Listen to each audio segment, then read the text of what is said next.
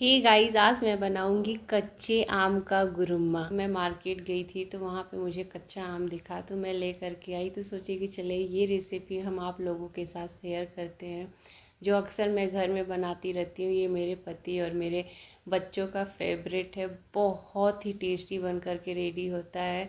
यहाँ पे हमने एक आम लिया है, आम को छील लिए थे धो करके। और यहाँ पे ना आम जो है हमारा एकदम खट्टा है। जितना ही खट्टा आम रहेगा ना गुरुम्मा उतना ही टेस्टी बन कर के रेडी होता है। और इसको हम थोड़े से बड़े बड़े पीस में कट करेंगे, छोटा नहीं। कट करके उसका हम बीज निकाल करके हटा दिए थे। बहुत ही नरम आम हमको मिल गया था मार्केट में। और यहाँ पे ना तब से कढ़ाई रखे, कढ़ाई में हम 3 टेबल स्पून घी डाले हैं। और यहाँ पे 1 कप हमने लिया है आटा लिया है, 120 ml है। बहुत थोड़ा सा ही लिए क्योंकि ज़्यादा बनाएंगे तो बहुत ज़्यादा क्वांटिटी में हो जाता है। इसको ना हम ब्राउन होने तक इसको स्लो फ्लेम पे हम भूनेंगे। जब इसमें से सोनी सोनी खुशबू आने लगेगी ना, मीन्स ये देखिए रेडी हो गया है, ब्राउन कलर आ गया है। तो इसको निकाल के हम एक प्लेट में रख देंगे ठंडा होने के लिए। और इसको इस स्पैचुला से ना हम थोड़ा सा फैला देंगे ताकि जल्दी ठंडा हो जाए। तब से यहाँ पे कढ़ाई लिए, धो दिए थे उसी कढ़ाई को। इसमें 3 टेबल स्पून फिर से घी डाले हैं। और 1 टीस्पून हमने साबुत जीरा डाले हैं। उसको हम तड़कने तक फ्राई कर लेंगे। यहाँ पे जो हमने आम कट करके रखा था उसमें डाल दिए हैं। यहाँ पे फ्लेम को हम मीडियम से हाई रखेंगे। बस हमको खाली 1 मिनट सिर्फ इसको जो है फ्राई करना है। ज़्यादा इसको गलाना नहीं है, थोड़ा सा क्रंची होना चाहिए।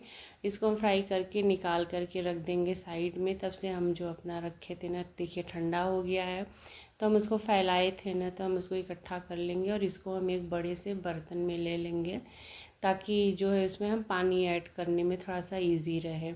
तो यहाँ पे जब हम पानी ऐड कर रहे थे ना, तो स्पैचुला से धीरे धीरे चला रहे थे ताकि कोई भी गोटे ना बने, लम्प्स ना बने और एकदम स्मूथ हो जाए। यहाँ पे हमने 1.5 लीटर पानी ऐड किया था। देखिए एकदम स्मूथ हो गया है, कोई गोटा नहीं पड़ा है। और हम इसको डायरेक्ट कढ़ाई में डाल देंगे और इसको स्लो फ्लेम पे ना हम जो है कि इसको चलाते जाएंगे। आप 10-15 मिनट में देखेंगे ना गाढ़ा होना स्टार्ट हो जाएगा। अपने टेस्ट के अकॉर्डिंग आप चीनी ऐड कर सकते हैं। हम उस जितना लिए थे आटा उतना ही हम यहाँ पे चीनी ऐड किए हैं। जब इसमें अच्छा सा उबाल आने लगता है ना, जब ये बॉईल होगा ना, धीरे धीरे गाढ़ा होने लगेगा। देखिए बॉईल आना स्टार्ट हो गया है। तब हम यहाँ पे अपना जो आम हम फ्राई करके रखे हुए हैं इसमें हम डाल देंगे। पहले नहीं डालेंगे, नहीं तो कुक ठीक से नहीं होगा। आम हमारा बहुत ज़्यादा खट्टा है। और इसको देखिए हम चलाते रहेंगे ना जितना। और यहाँ पे कुक हो करके रेडी हो गया। 20 मिनट तक हमने कुक किया ना, काफ़ी अच्छा कुक हो गया है। और इसको हम गरम गरम सर्व करेंगे। और इसके ऊपर थोड़ा सा हम ड्राई फ्रूट में जो भी आपके पास है ना, यहाँ पे काजू बादाम पिस्ता को हमने चॉप करके पहले से रख लिया था, उसके ऊपर हम डाल करके इतना टेस्टी, इतना मस्त लगता है ना कि बनते ही ख़त्म हो जाता है। और यहाँ पे देखिए हम एक दूध वाला बनाते हैं। जब ये गुरुम्मा ठंडा हो जाएगा ना, तब इसमें दूध डालेंगे, वो भी ठंडा दूध। क्योंकि आप गर्म पे डालेंगे ना तो फट जाएगा, आम है ना खट्टा होता है। मिक्स करके और इसके ऊपर भी ड्राई फ्रूट हम डाल देंगे थोड़ा सा।